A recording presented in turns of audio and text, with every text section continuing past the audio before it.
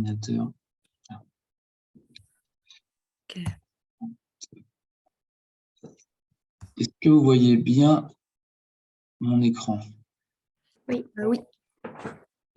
C'est un plein écran même. Ok. Donc bonjour à tout le monde. Donc bienvenue au webinaire de la MAPES, qui s'intitule L'intérêt de se faire accompagner pour mettre en place un schéma directeur énergie et quels avantages associés. Donc c'est parti pour 45 minutes, trois intervenants aujourd'hui. Je laisserai les personnes se présenter au moment de leur intervention, mais rapidement quand même. Marlène Péricot du CH de Saint-Nazaire, Gilles Dugas du CHU de Nantes et Monsieur Launay de la société Alteret. Rapidement, une petite intro que la MAPES fait habituellement, donc je vais passer rapidement. C'est quoi le dispositif ETE, efficacité et transition énergétique en santé en Pays de Loire? 7 personnes qui sont là, 5 CME, conseillers en maîtrise de l'énergie et 2 coordinateurs, Lucie Le Floch et moi-même, Yoann Leloutre. Donc voilà, chaque territoire, chaque département des Pays de Loire possède son CME, qui est la porte d'entrée dans le domaine de l'énergie en santé. Le CME est là pour vous accompagner sur de l'accompagnement de terrain, des questions, des financements, la mise en contact par rapport à votre besoin, etc. Donc, on est bien, les CME sont bien là pour toutes les structures des Pays de Loire, les 1633 structures, aussi bien sanitaires que le médico-social, et aussi bien le public que l'associatif que le privé lucratif. Donc, tout le monde peut bénéficier du dispositif ETE. Comment engager sa transition énergétique, pardon. Donc, en Pays de Loire, un dispositif ETE a une offre de services, donc il se décline en plusieurs axes, pardon. Donc, on vous propose un programme d'animation gratuit avec des formations, des webinaires comme aujourd'hui, des journées thématiques en établissement, des journées régionales comme l'année dernière à Angers, des newsletters mensuels aussi pour être tenu au courant des veilles réglementaires, financières, etc. Et des outils, notamment un outil de suivi énergétique et un outil de plan d'action Quick Win, les actions à gain rapide et zéro investissement. Une base documentaire qui recense une trentaine d'onglets liés au domaine de l'énergie et des énergies renouvelables. Donc voilà, n'hésitez pas à aller regarder ça. Et une équipe ETE, comme je disais, composée des CME et des coordinateurs qui sont un peu une hotline de l'énergie pour vous. Vous avez une question, ils sont à 95% une réponse ou au moins une mise en contact pour répondre à votre question. Rapidement, je passe sur ce petit plan d'action Quick Win, donc un des outils que vous pouvez télécharger sur la base documentaire de la MAPES. Donc, il faut savoir, les Quick Wins, comme je disais, c'est les actions rapides et on peut faire facilement entre 7 et 15% d'économie d'énergie en faisant certaines de ces actions. Donc, le but d'un Quick Win est d'adapter le besoin à l'usage, c'est-à-dire réduire le chauffage quand il n'y a personne, arrêter la ventilation quand on peut, bien, par exemple, régler ces détections de présence dans les circulations pour l'éclairage. J'en passe. Sachez que cet outil recense environ une centaine d'actions Quick Win.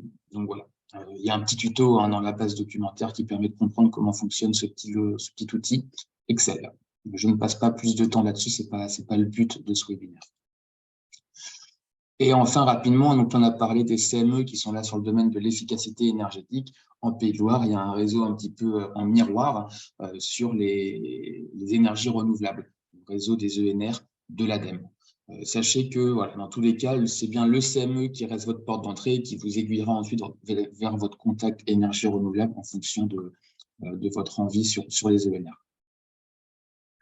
Et pour finir, avant de passer la main, rapidement, un petit listing non exhaustif de certaines aides financières, donc les C2E, l'ADEME, qui peut aider sur le commissionnement énergétique, l'AMO au contrat de performance énergétique, la réhabilitation d'installations solaires thermiques collectives existantes, jusqu'à 70% sur les études et jusqu'à 50% sur les travaux de rénovation, et le fonds chaleur, qui sont sur les mêmes taux d'aide, mais sur le neuf, donc sur le solaire thermique, la biomasse, la géothermie et le réseau de chaleur. Et enfin, en quatrième partie, là, il y a 2 plateformes qu'on met de centralisation gouvernementale. Vous venez filtrer, puis ça vous sort un listing de tout ce dont vous pouvez bénéficier. Vous retrouvez dans la base documentaire, dans l'onglet aide financière, une synthèse de toutes ces aides avec les liens qui vont bien. La suite, ce sera pour tout à l'heure. Donc voilà pour cette petite intro rapide. Et maintenant, je passe la parole de mémoire à Suspense pour la suite et partager le partage d'écran.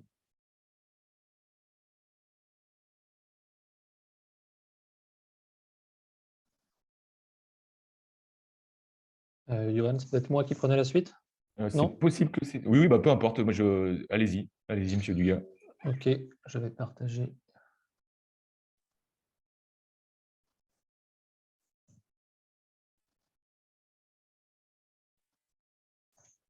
Est-ce que vous voyez mon écran? C'est bon. Ok, alors moi, je vais vous présenter le GHT44 dans le contexte énergétique qui nous a animés ces derniers mois, même si aujourd'hui tous les participants sont GHT44. Donc le rapide rappel, donc le GHT44 qui est constitué de 13 établissements, que ce soit du court ou du long séjour dans le département Loire-Atlantique. Un établissement support qui est le CHU de Nantes. Et ce qui nous intéresse surtout, c'est qu'on a une stratégie d'achat qui est commune pour les achats d'énergie. Alors, stratégie commune qui fait appel en fait à une centrale d'achat, un groupement d'achat qui s'appelle UniAchat et qui dispose d'une stratégie avec des achats à long terme, alors dit en multiclic, achat qui nous a quand même permis d'être relativement préservés sur les prix en 2022, même si effectivement le contexte de prix s'installant, on a une évolution forte sur 2023. Pour revenir sur le contexte énergétique, donc un petit graphe qui est un peu parlant là sur à la fois l'évolution des prix de l'électricité et du gaz, donc l'électricité en bleu et le gaz juste en dessous en marron. Donc avec une évolution, mais ça vous l'avez constaté dans la presse, toutes ces évolutions-là, elles sont pas nouvelles. Juste un élément de rappel quand même, c'est qu'on parle souvent du contexte lié au conflit en Ukraine.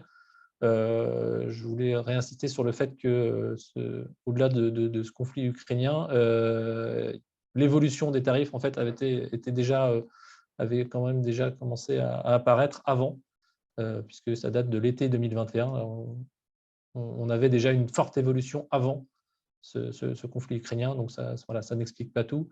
Au-delà du contexte donc de prix, on a aussi un contexte de production, puisqu'on a été en difficulté sur le parc nucléaire français, je dirais, sur une première partie de l'hiver, avec un risque qui s'est estompé, puisque aujourd'hui, on a quand même une grosse partie des réacteurs nucléaires qui sont remis en marche. Donc la situation, je dirais, s'éclaircit et la situation s'améliore. Donc je reste quand même sur la partie production et risque de production du parc nucléaire, parce que on n'est pas à l'abri de nouveaux arrêts de centrales nucléaires ou des faits météo qui pourraient se présenter. On a quand même la notion de coupure électrique via des délestages qui restent possibles. Et même pour des établissements hospitaliers tels que des EHPAD. Voilà, il y a eu normalement, les préfectures ont travaillé sur le sujet et les établissements qui sont sécurisés sont cités, mais il reste potentiellement des EHPAD qui ne sont pas couverts par une sécurisation de l'approvisionnement. Donc attention à ce point-là, et notamment pour être sûr que vos groupes électrogènes soient opérationnels et avoir bien conscience des contraintes sur un délestage de typologie de 2 heures, avec des arrêts d'ascenseur ou des équipements qui ne sont pas sur votre réseau ondulé. Il y avait une notion aussi de réglementaire de réquisition de groupes électrogènes, mais ça a disparu mi-décembre. Donc les établissements de santé et médico-sociaux ne sont pas concernés, donc je n'en parlerai pas. Donc pour revenir sur le GHT 44 au niveau des tarifs, donc on a pu contractualiser pour 2023, ce qui n'a pas été chose facile. Les fournisseurs ne répondent pas forcément au contrat, mais aujourd'hui on est couvert avec des budgets qui sont clairement fortement haussiers. c'est du jamais vu. On a encore sur la partie prix des inconnus avec les boucliers tarifaires qui sont annoncés. Donc, on espère que ça va s'éclaircir. On a quand même des choses qui sont annoncées avec la reconduction de l'Arenh. On a un amortisseur électricité qui est annoncé également avec une prise en charge de 50% du montant, mais dans un tunnel de prix. Et on a encore quelques modalités qui ne sont pas connues, donc on a du mal à projeter clairement cette aide financière. On a un bouclier gaz-électricité sur la partie des établissements qui ont de l'hébergement. Ça va concerner les EHPAD, en sachant qu'il faut apparemment choisir entre le bouclier et l'amortisseur. Donc, il y a encore des petites choses comme ça à éclaircir pour projeter correctement le niveau de dépenses sur 2023. Il y a toujours des petites inconnues qui, j'espère, vont s'éclairer dans les prochains jours. Voilà pour la partie contexte. Du coup, je laisse la main à Altéréa pour présenter un peu plus la partie accompagnement et schéma directeur énergie. Très bien, je prends la main. Merci pour cette introduction, ce contexte. Hop. Et vous devez... je peux pas vous piquer la main, il faut que vous partiez du partage pour que je puisse partager quelque chose. N'hésitez pas, si vous avez des questions, je vois que du monde est arrivé, là, on est 12 actuellement, à poser vos questions dans la boîte de dialogue pour qu'on transmette, sinon on aura un petit temps d'échange aussi à la fin de ce webinaire.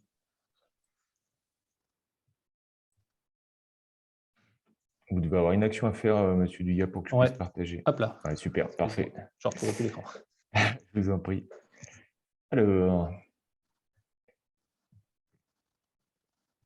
oui, effectivement, ce contexte de coût de l'énergie, mais pas que, contexte plus global, environnemental aussi, nécessite de travailler un peu plus sur finalement baisser la dépendance et les impacts du coût de l'énergie. Et pour ça, il faut consommer moins.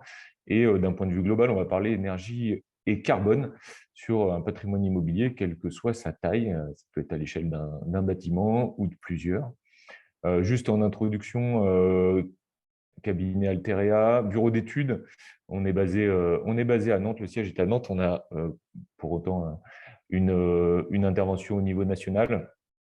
Voilà, on travaille énormément sur le sujet énergie-environnement au niveau des bâtiments et des territoires, à plus de 90% tournés vers l'acteur public et organisés autour du Code des marchés publics. 3 grands silos de mission, du conseil et des études qui nous concernent beaucoup dans cette première étape, notamment on le verra sur le décret tertiaire, de diagnostiquer, auditer les bâtiments et définir des stratégies. Des missions d'assistance à maîtrise d'ouvrage pour accompagner les maîtres d'ouvrage dans la réalisation des projets et être garant de leurs intérêts.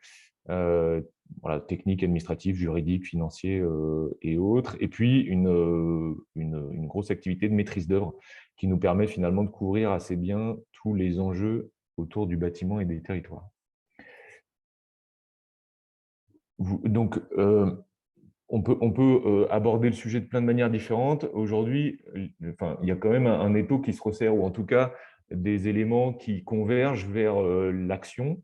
Le prix, évidemment, une contrainte économique financière, mais aussi une contrainte réglementaire.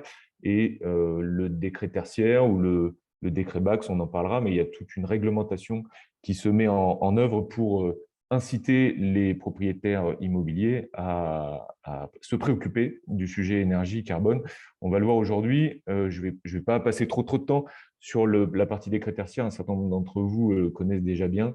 Vous pourrez poser des questions si ce n'était pas clair. Mais en gros, ce qu'on se dit, c'est que c'est une incitation forte et une obligation par défaut, mais au travers d'une incitation à agir sur la consommation des bâtiments et une ambition de réduire de 60% la consommation entre une année de référence choisie entre 2010 et 2019, et puis de mettre en place des actions d'optimisation, on le verra, et puis un suivi, un renseignement annuel des consommations réelles, avec quelques étapes clés en 2030, 2040, 2050 pour valider la bonne atteinte des paliers de consommation. Pour répondre à cela, nous préconisons une démarche en 3 phases, en tout cas pour s'organiser, ce qu'on appelle le schéma directeur énergie, avec dans un premier temps une première phase qui consiste à analyser les consommations, récupérer déjà, savoir ce qu'on consomme, toute énergie confondue, et puis les analyser, les renseigner sur la plateforme Opérate, d'établir un premier regard sur le niveau de consommation, rapporter, en tout cas de prendre le temps de le rapporter au mètre carré, de la rapporter à la rigueur climatique, d'analyser par rapport à nos collègues, aux confrères ou aux bâtiments similaires, son positionnement. Voilà, avoir une première étape comme ça. La deuxième étape consiste à améliorer la connaissance de son patrimoine et de ses bâtiments, savoir si au niveau du bâti, des systèmes ou de l'utilisation des bâtiments, on est performant, est-ce qu'il y a des pathologies, est-ce qu'il y a des niveaux de vétusté importants, des niveaux de performance qui sont à travailler, ou à l'inverse, des choses qui fonctionnent bien et qu'il est important de capitaliser, ou en tout cas de s'appuyer dessus. Et donc la troisième étape, d'utiliser toutes ces données et cette connaissance du patrimoine pour définir une stratégie énergétique d'abord, mais qui a un lien fort avec l'immobilier. En tout cas, le schéma directeur énergie vient alimenter une stratégie immobilière plus globale. Mais aujourd'hui, faire de l'immobilier sans parler d'énergie, ça a peu de sens. On le voit bien, ça peut conditionner les choses dans un sens ou dans l'autre. Donc voilà, définir des investissements nécessaires et maîtriser autant que faire se peut la trajectoire court, moyen, long terme de son activité. Alors, 3 leviers pour agir dans les actions qui découlent d'un schéma directeur énergie. On a 3 niveaux d'action. Premier, c'est de la sobriété. On va considérer que ce sont des actions à coût zéro d'un point de vue investissement financier qui prennent potentiellement un petit peu de temps, mais c'est pas. Enfin, il y a différents niveaux là-dedans. On pourrait intégrer tous les quick wins que Johan a évoqué tout à l'heure, mais on est sur finalement le questionnement de l'usage, faire en sorte que tous les mètres carrés soient utilisés à bon escient, soient nécessaires. L'idée, c'est de limiter le nombre de mètres carrés à chauffer des bâtiments vides ou qui ont une intermittence de fonctionnement. Voilà, il faut le re-questionner, revoir les niveaux de confort, acculturer les gens, communiquer pour que finalement on soit dans une démarche de sobriété globale. La deuxième étape à regarder, c'est l'optimisation de l'exploitation. D'abord, c'est utiliser au mieux, augmenter les rendements de ces systèmes, rendement de chaudière, rendement de distribution, mettre en place des petites choses dans le suivi du quotidien, améliorer la performance par des petits investissements, ça peut être au niveau enfin, voilà, peu importe, mais des petites horloges, des petites choses à faire qui peuvent générer des économies à très court terme avec des investissements relativement faibles. Et puis après, d'aller plus loin, on l'a vu, le niveau de performance à atteindre, en tout cas niveau d'économie de l'ordre de 40, 50, 60% ne se fera pas que sur des petites actions du quotidien qui contribuent fortement à l'atteinte de l'objectif, mais il est nécessaire de travailler aussi sur des systèmes plus lourds et voire des réhabilitations plus lourdes avec des traitements du bâti.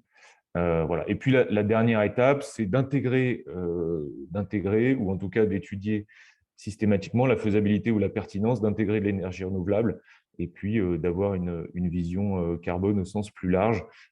Quelques idées ici, mais c'est bien l'idée de compléter la démarche avec des ENR. Ceci étant dit, très concrètement, en fait, si on reprend ces éléments-là, il est important d'indiquer que ça se fait en plusieurs étapes, mais que tout est imbriqué. De connaître son patrimoine, c'est une condition essentielle pour pouvoir prendre les bonnes décisions et savoir où on va. Et puis d'impliquer les personnes, les usagers, d'impliquer la direction et que chacun soit conscient qu'il a un rôle à jouer. Et puis tout ça, ça se pilote, ça se monitore, ça se manage. Et donc l'idée d'un schéma directeur, c'est pas simplement ou même quand on parle de décret tertiaire, l'objectif et l'enjeu n'est pas simplement de renseigner les consommations, c'est aussi de développer la prise de conscience et d'agir. Et donc, tout ça, voilà, le plan d'action doit se noyer dans les actions du quotidien de votre cœur de métier. Et pour ça, il faut l'appréhender au bon niveau, sensibiliser, faire tout un tas d'actions du quotidien. Et puis, il faut maintenir l'information. Donc, avoir un plan de comptage et instrumenter le site de manière à pouvoir affiner le pilotage et avoir des informations concrètes sur lesquelles, pour mener des actions techniques de réglage, ou en tout cas informer des économies et continuer à motiver les usagers. Et puis, il existe aujourd'hui des plateformes de suivi qui permettent aussi de suivre les consommations, y compris de faire des liens directs avec Opérate. Je crois qu'on en parlera tout à l'heure. Mais voilà, c'est un élément essentiel, maîtriser les données et suivre les résultats. La deuxième étape, c'est d'en faire quelque chose. Alors, la slide est un peu lourde comme ça, mais je vais aller assez vite. On parle d'énergie management, c'est effectivement ça ne suffit pas de suivre les consommations pour qu'elles baissent, il faut aussi mettre en place un plan d'action. Donc, on mesure, on vérifie, l'accompagnement est nécessaire. Alors, au travers de systèmes de management de l'énergie et autres, c'est aussi de s'approprier le sujet et de l'intégrer, ce que je disais tout à l'heure, sensibiliser, former les usagers, optimiser, instrumenter. Voilà. Et puis, dans un système d'amélioration continue, l'idée, c'est d'y aller pas à pas. On ne peut pas tout faire d'un coup. Il y a des opérations court terme, moyen terme, long terme. Et puis, au-delà de tout ça, on pourrait… un des éléments importants, c'est de se structurer. Aujourd'hui, vous n'êtes pas tout seul pour faire le travail. Il y a la MAPES, évidemment, tout un écosystème qui entoure. Vous avez sans doute sur vos établissements des personnes ou des entreprises qui viennent faire de l'entretien, de la maintenance et des actions. Donc, l'idée, c'est de mettre tout ça en musique et que chacun participe à l'effort collectif. Et pour ça, il faut le manager. Et c'est voilà, énergie management, ce n'est pas forcément une embauche de quelqu'un qui va être à 100% sur le sujet, mais c'est des briques qu'on trouve à droite, à gauche et qui permettent d'avancer sur le sujet. La deuxième étape, on peut dire le deuxième étage de la fusée pour faire des économies, c'est de structurer tout ça. Donc, une fois qu'on a les informations et qu'on se met en ordre de marche, l'idée, c'est de trouver toutes les optimisations possibles. Et ça passe par des éléments comme la recherche de massification. On ne va pas traiter, quand c'est en panne, chaque élément les uns après les autres. On va essayer d'organiser les choses pour optimiser les achats, massifier autant que faire se peut, d'autant plus quand on a plusieurs bâtiments ou qu'on peut s'organiser avec d'autres établissements.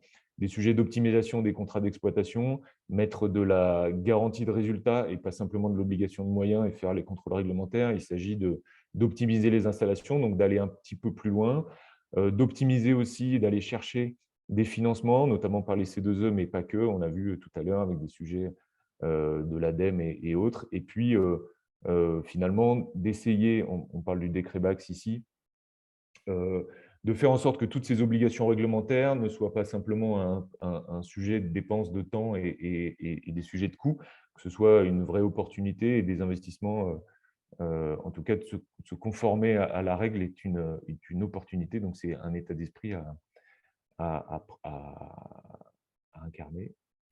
Et puis voilà, quelques actions concrètes que j'ai un peu évoquées là.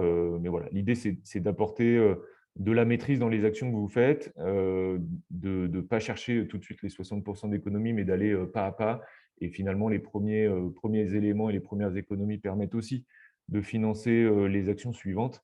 Et puis, sur un certain nombre de sujets d'organisation, de diagnostic et de plan d'action, vous avez des aides qui sont mobilisables. Donc, il est intéressant de les avoir en tête. La MAPES les a bien en tête. Troisième étape, c'est de réaliser les opérations. Donc, une fois qu'on a bien les idées claires, les opérations, donc les quick wins sur les opérations à temps de retour sur investissement très court. Et puis, il y a aussi des opérations à moyen et long terme qu'il est important d'avoir en tête pour atteindre le résultat global.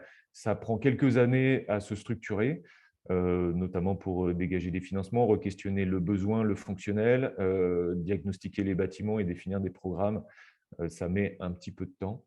Donc il est important de s'en préoccuper assez rapidement, de prendre les choses voilà, de prendre le taureau par les cornes et de savoir quelle est la marche à gravir et quelles sont les opportunités, les nécessités du bâtiment.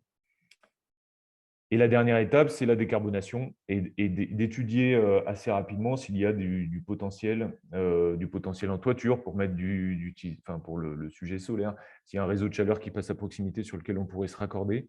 En tout cas, il est important d'anticiper tout ça, de regarder financièrement, économiquement, juridiquement ce qu'il est possible de faire. Et puis, évidemment, un sujet toujours d'exploitation, suivi, optimisation des installations qui reste un fil conducteur dans l'action.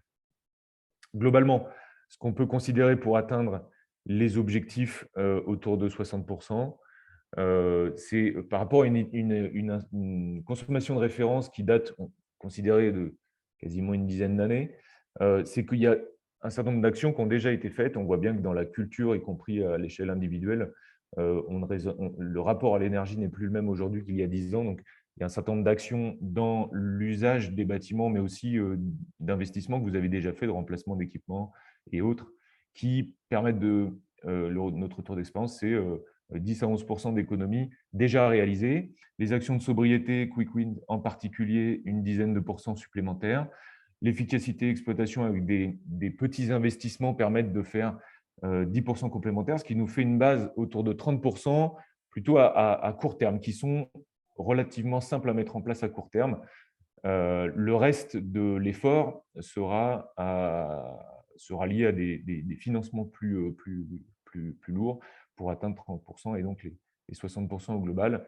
Il est intéressant et pertinent d'aller chercher de la mutualisation et d'optimiser tout ça. Même l'idée, ce n'est pas de chacun travailler dans son coin sur des modèles et des travaux, c'est d'optimiser, de faire corps les GHT, le sujet MAPES, vous en avez parlé, même à l'image de l'achat d'énergie. On est plus fort quand on est plusieurs, on optimise et on mutualise et on partage des ressources. Et donc ça fait partie des éléments à appréhender pour atteindre les objectifs. Voilà pour moi. Merci beaucoup, Johan. Je ne vois pas de questions dans la boîte de dialogue, ça arrivera peut-être après. Ce que je vous propose, du coup, c'est d'enchaîner avec Marine Perricot du CH de Saint-Nazaire sur la partie décret tertiaire et outils associés, si je ne dis pas de bêtises. Donc, je te laisse prendre la main et partager ton écran. Voilà.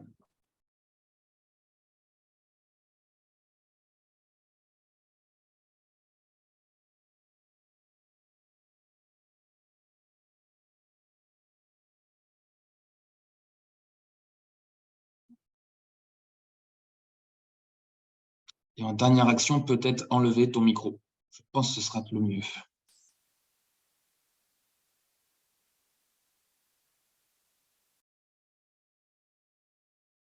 Ah, ça doit être mieux.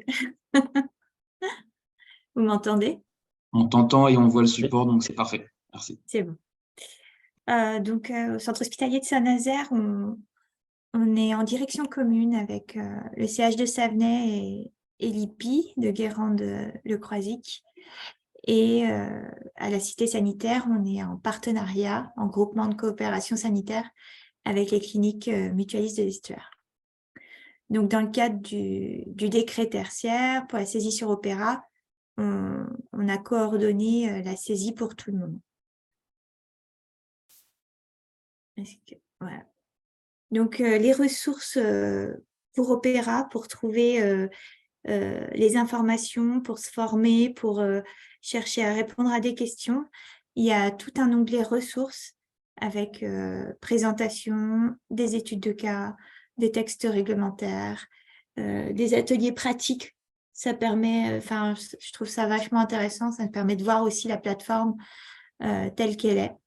Elle a un peu évolué par rapport aux premiers ateliers, donc ça se peut qu'il y ait certaines choses qui changent.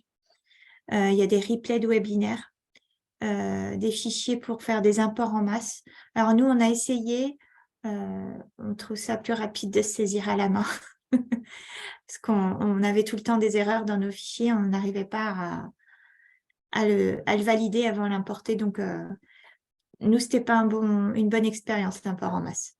Et finalement, la saisie manuelle dans Opérate prend pas beaucoup plus de temps que la saisie dans le fichier Excel pour ensuite l'importer. Et on a aussi des guides pour tout ce qui est plan d'action. Donc, il y a des guides du CEREMA, il y avait des guides de l'ADEME et tout ça. Et enfin, il y a la foire aux questions. Et là, quasiment tout le temps,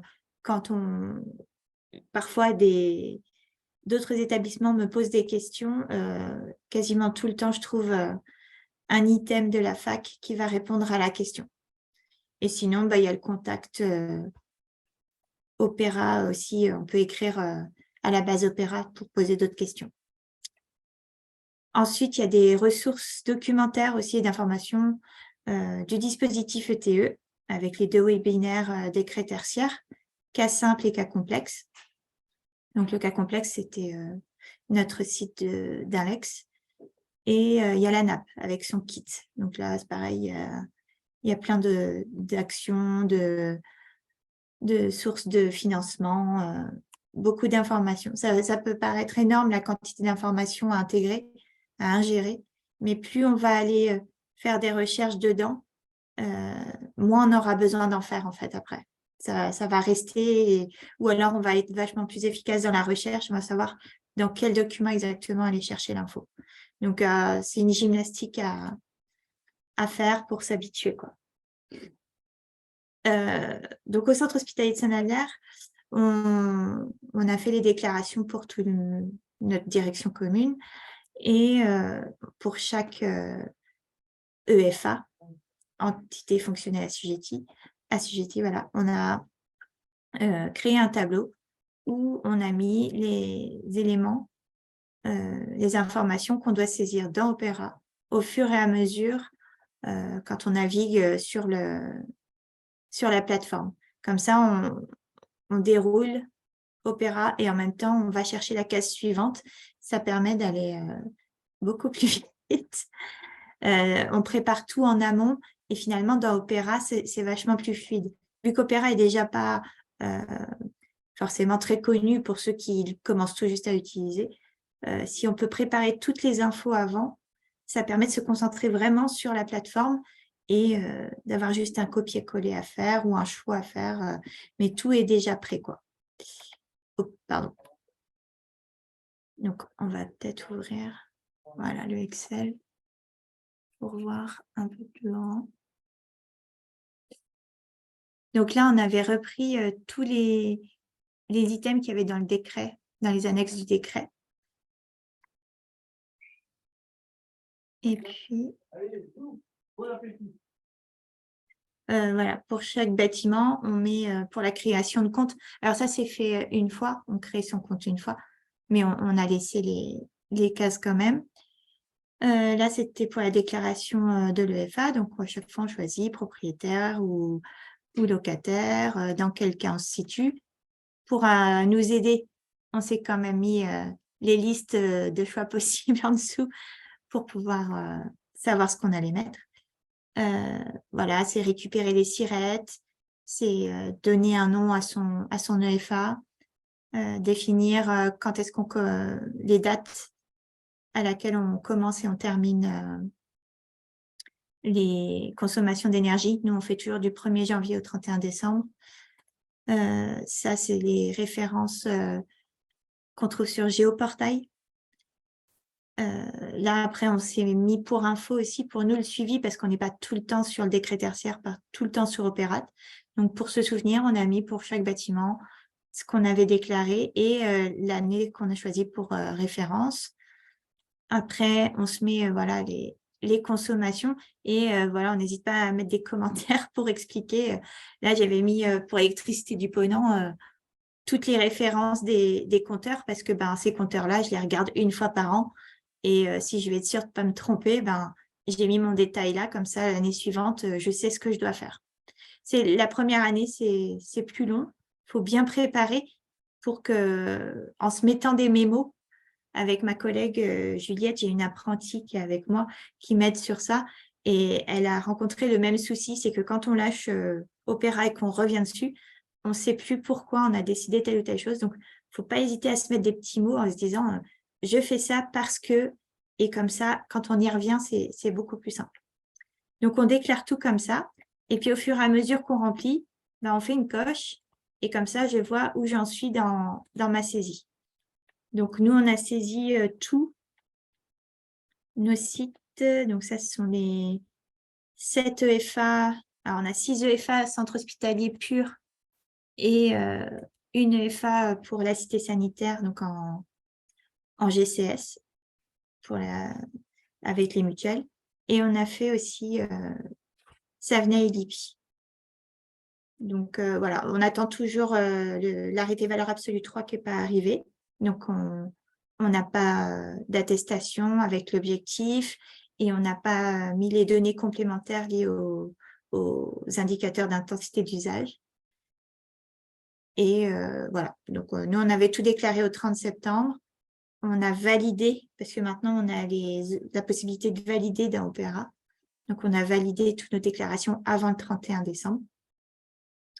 Et pour l'instant, on est en attente. Voilà. Et c'est tout pour moi. Je ne sais pas s'il y a des questions. Très bien, merci beaucoup Marlène pour la présentation de cet outil et d'Opéra et de la plateforme, enfin, et des saisies pardon, qui ont été faites ou qui vous attendent.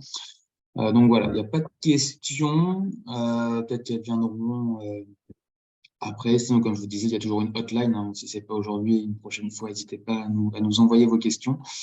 Et là, je repasse du coup la parole à Gilles sur le SDE mis en place par Alterea pour le CHU de Nantes. Oui, merci, Johan. Moi, je vais vous faire un petit Non, retour bon. d'expérience. Ouais. On voit ton écran, c'est bon, parfait. Pas encore en plein écran pour moi. Si c'est bon, parfait. Merci. Moi, je vais vous faire un petit retour d'expérience donc, sur les missions que a confié le CHU de Nantes à Alterea, puisque en fait, assez tôt, enfin, je ne sais pas si on peut dire assez tôt, on a convenu qu'il y avait nécessité de se faire accompagner sur tous ces sujets énergie. Donc, le CHU de Nantes s'est orienté vers le bureau d'études Alterea. À la fois pour une mission liée à Opérat, hein, puisqu'on a un nombre de sites important et on avait besoin d'avoir un visuel sur l'ensemble de notre parc immobilier pour aborder sereinement la saisie Opérat. Donc, on a réalisé la saisie Opérat avant la date du 31 décembre, même s'il nous reste encore 2 ou 3 petits logements à déclarer. Bref.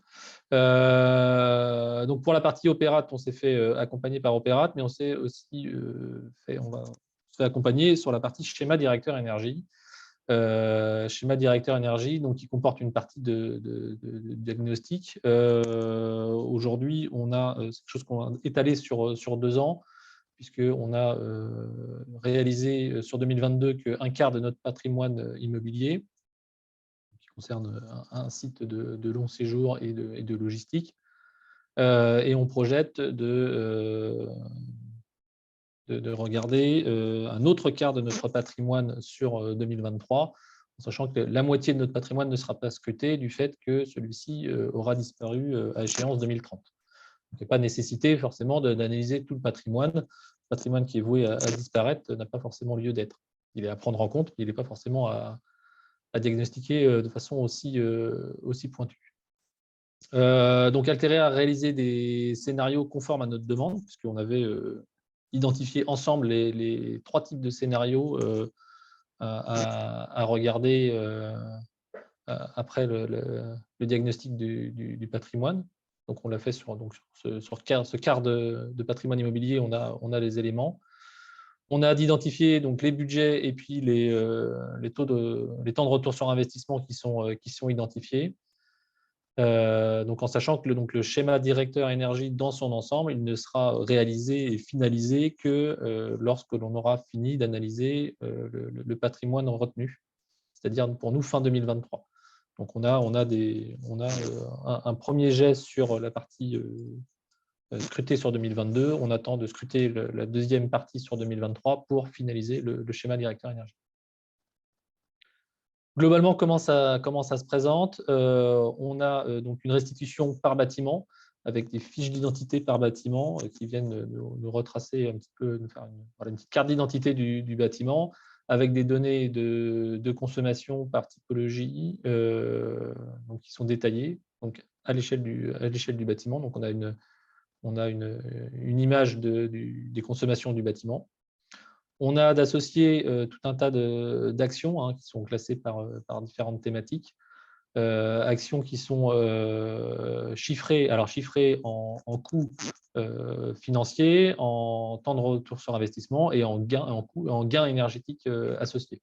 Donc, on peut, voilà, c'est des choses sur lesquelles on va pouvoir prioriser en fonction des investissements qu'on peut faire et du gain énergétique qu'on va pouvoir aller chercher ou de la politique énergétique de l'établissement sur le sujet. Donc voilà, on a une vision donc, par bâtiment, mais on a d'associer une vision site ou multisite, puisque là, sur notre sujet, on avait une douzaine de bâtiments et on a également donc, une vision à l'échelle de plusieurs bâtiments pour pouvoir comparer les bâtiments entre eux et puis pour pouvoir flécher les priorités vis-à-vis de bâtiments qui sortiraient du lot. Ce qui est le cas puisque nous, on avait un bâtiment qu'on avait un petit peu dans le viseur où on estimait effectivement qu'on avait des consommations qui étaient un peu anormales et voilà, le diagnostic nous a permis de le mettre sur le papier et de l'identifier clairement comme étant un bâtiment à travailler. Quelques points de vigilance quand même par rapport à ce retour sur les pratiques des process. Donc, c'est plutôt, nous, on a des process type industriel avec la blanchisserie ou la partie préparation de repas ou stérilisation qui sont à affiner et à creuser à creuser un peu plus parce que les diagnostics sont plus orientés bâtiment et usage courant. Donc, il y a encore du travail à faire pour approfondir ces usages. Le fait de disposer d'un schéma directeur immobilier qui est vivement conseillé puisque le schéma directeur énergie vient travailler en parallèle. Alors, c'est pas une fin en soi, c'est pas une donnée forcément d'entrée. Le site qui a été aujourd'hui diagnostiqué pour le CHU de Nantes ne dispose pas de schéma directeur immobilier. Donc, on va plutôt orienter le schéma directeur énergie pour pouvoir alimenter le schéma directeur immobilier plutôt que l'inverse. Mais les deux s'entendent. Pour faire ces diagnostics, il est intéressant et nécessaire d'avoir tous les documents techniques, sans quoi on a une analyse qui serait pas complète. Donc, on a besoin d'avoir les dossiers techniques des bâtiments pour que le bureau d'études puisse analyser correctement. On a des petits points d'amélioration également à réaliser qu'on fera sur la deuxième partie. C'est l'identification des équipements sur lesquels les utilisateurs, pour savoir si ce sont les utilisateurs ou les services techniques qui ont la main. Et ça, c'est utile pour demain savoir si on doit avoir une action de sensibilisation par la communication ou alors si on a une décision institutionnelle avec un réglage par les équipes techniques ou le prestataire extérieur. Donc ça, c'est un élément qu'on va identifier sur les prochains diags, ça me paraît important. Et sur la partie comptage aussi, pour qu'on puisse, au-delà d'avoir un conseil sur le comptage nécessaire, d'avoir un regard un peu plus critique sur qu'est-ce qui est réalisable, parce que on peut projeter des comptages utiles, mais pour autant pas forcément réalisables ou difficilement réalisables. Donc voilà pour le petit retour d'expérience que j'avais à vous faire par rapport à la mise en place de schéma directeur énergie qui s'inscrit pour le CHU de Nantes sur 2 ans et qui sera finalisé dans 1 an. Très bien, merci beaucoup Gilles. Ah, je vois qu'il y a une question. Monsieur Dugas, allez-vous vous faire accompagner pour votre schéma directeur immobilier, ok. Oui, du coup, c'est ce que vous venez d'évoquer avec… Alors, c'est une bonne question. Pour l'instant, je n'ai pas la réponse pour la partie schéma directeur immobilier. On sait qu'on a des choses à faire. On a des choses à écrire. Mais c'est vrai que ce schéma directeur énergie, en fait, il pousse aussi à pouvoir se projeter d'un point de vue immobilier, parce que voilà, ces deux éléments sont clairement liés et il faut que ça participe à la prise de décision. Sachez que le 12 janvier dernier, il y a eu la journée investissement immobilier de la MAPES à Terra Botanica Angers avec des questions sur le schéma directeur immobilier, etc. Donc, quand vous recevrez le mail pour les supports, je vous mettrai aussi le lien qui renvoie vers différents supports qui ont été montrés à cette journée. Il y a des choses très intéressantes, notamment sur le schéma directeur immobilier. Donc, c'est vrai que c'est un petit peu lié. Hein. Là, on parle plus de l'énergie dans un schéma directeur immobilier. Mais voilà, vous aurez toutes ces infos à la suite. Je termine rapidement en repartageant mon écran pour clôturer avant de prendre les dernières questions. Partager. Voilà. Dites-moi si c'est bon. Est-ce que vous voyez mon écran? Oui. Ok. Donc, pour clôturer, donc j'évoquais tout à l'heure le dispositif ETE et puis les aides du fonds chaleur, les certificats, le fonds chaleur sur les énergies renouvelables, les certificats d'économie d'énergie. Mais vous avez de la chance via le dispositif ETE en santé en Pays de Loire, qui, je le rappelle, est innovant et unique en France. Vous avez aussi des aides financières dédiées au dispositif ETE. Rapidement, un dispositif ETE, hein, si on prend ce petit tableau, il faut voir que vous avez un projet énergie. On peut voir 6 portes d'entrée, structurer le projet, les quick wins avec le réglage des équipements, les études énergétiques avec les audits énergétiques pour faire les plans d'action travaux lourds, l'ITE, les menuiseries, etc. L'outillage et l'instrumentation, les travaux d'investissement et enfin les projets ENR.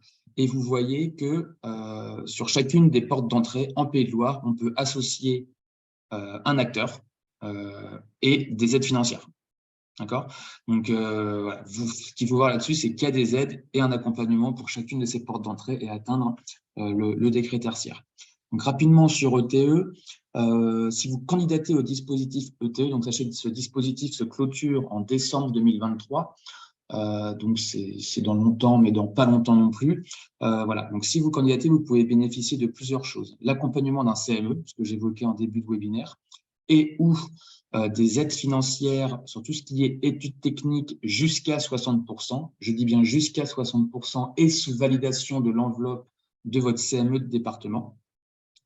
Et ou jusqu'à 50% d'aide sur tout ce qui est outillage et instrumentation sous les mêmes paramètres en fonction de l'enveloppe de votre CME. Parce qu'on a forcément une enveloppe et on doit aussi bien satisfaire le sanitaire que le médico-social et à chaque fois aussi bien le public, l'associatif et le privé lucratif. Voilà. Ça, c'est le CME qui est au courant de l'avancée de son enveloppe. Donc, c'est lui qu'il faut contacter pour potentiellement savoir s'il y a des aides derrière.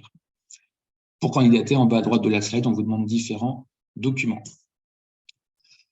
Une petite slide rapidement sur le détail des aides financières du dispositif ETE en santé en Pays de Loire sur l'axe technique jusqu'à 60%. Il y a tout ce listing qui est considéré comme études techniques et j'ai encadré en rouge celle qui nous concerne aujourd'hui, qui est le schéma directeur immobilier.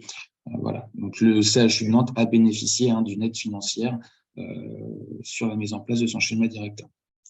Sur la partie outillage et instrumentation, jusqu'à 50%, c'est tout ce qui est équipement de mesure, compteur sous compteur, équipement d'affichage, équipement mobile de diagnostic, donc des sondes, des caméras infrarouges, et enregistreurs électriques, et tout ce qui est logiciel de remontée des consommations, les plateformes qu'on peut retrouver un peu partout, Virtuos, Adviseo, et j'en passe, il y en a une dizaine. Voilà donc les aides sur ETE.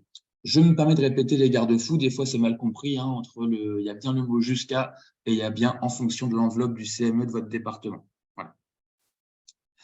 Voilà. Dispositif autre, donc là on verra si on avance là-dessus dans l'année, ça sera aussi en fonction de votre motivation, mais avec le dispositif ETE de la MAPES, on est aussi là pour insuffler des dynamiques, des choses comme ça, et on aimerait bien sur le sanitaire, créer des réunions d'1h30 tous les 2, 3 ou 4 mois, des intra-GHT et des inter-GHT. On voit bien que quand vous communiquez ensemble, on le voit lors de nos copiles ou cotech, des fois, ça peut générer du passage d'informations, comment vous avez lancé des marchés, du retour d'expérience sur comment vous faites vous avec les C2E, par qui, la commande publique, etc. Pour l'instant, on n'a rien lancé, mais si c'est une envie de votre part, n'hésitez pas à nous solliciter. On pourra créer des petits groupes de travail. Comme ça, si on peut animer, nous, en tout cas, de ces groupes de travail sur ces différentes thématiques. Voilà, c'était pour conclure hein, donc sur ce webinaire. Il est 12h25, donc on est dans les temps. Hein, donc, est-ce que vous avez des questions sur ce que vous avez entendu aujourd'hui? Vu qu'on n'est pas beaucoup, n'hésitez pas hein, à enlever votre micro et à poser directement la question, ce sera peut-être plus simple.